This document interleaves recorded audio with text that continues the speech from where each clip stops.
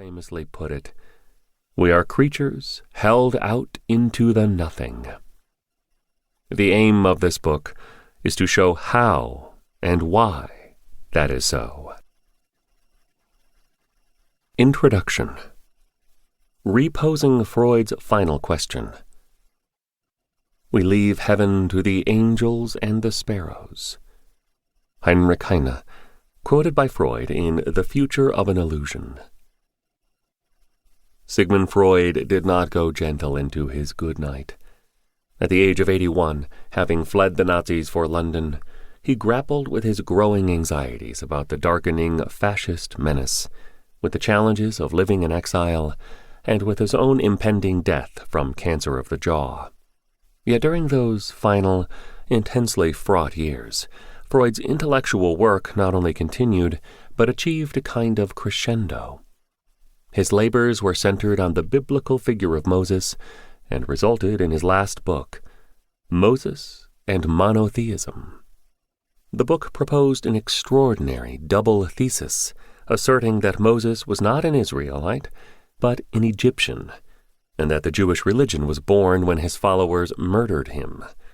Despite the hesitations of his supporters about the credibility of the core argument, Freud remained adamant about pressing ahead with publication. Just before he died, and amid considerable furor, he called it quite a worthy exit.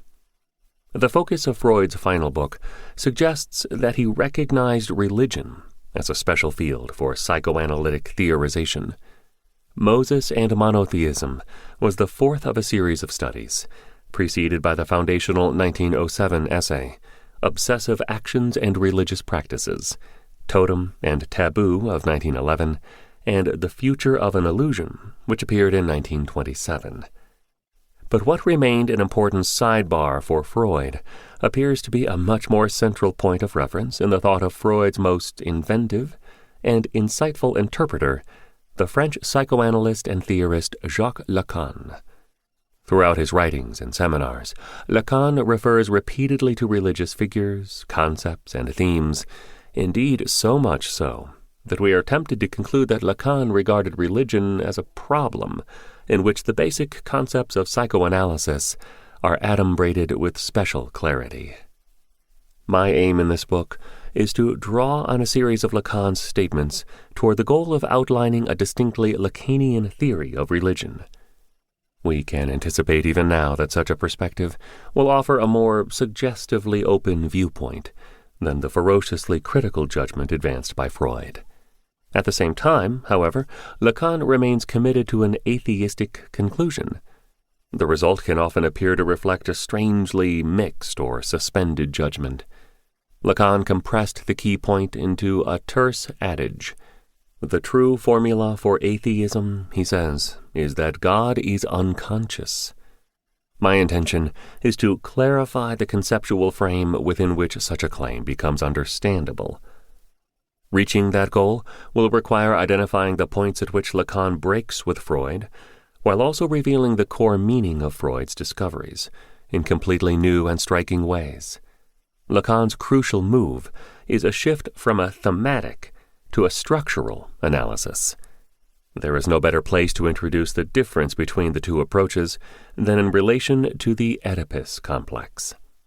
What Freud conceived as love for the mother and murderous rivalry with the father is recast by Lacan in terms of the dynamics of the child's entry into language. What is at stake for Lacan can still be related to the triangle of mother, child, and father. The mother is the original human partner, the primal link for the infant's organic sustenance, and the addressee of the child's first words.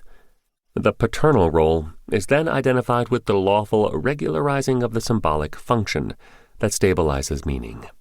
What Freud had related to the tyrannical no of the father thereby becomes for Lacan a matter of symbolic castration, by means of which the child's vocalizations are lifted out of the relation to the mother alone and related to standards of meaning that govern the linguistic community at large.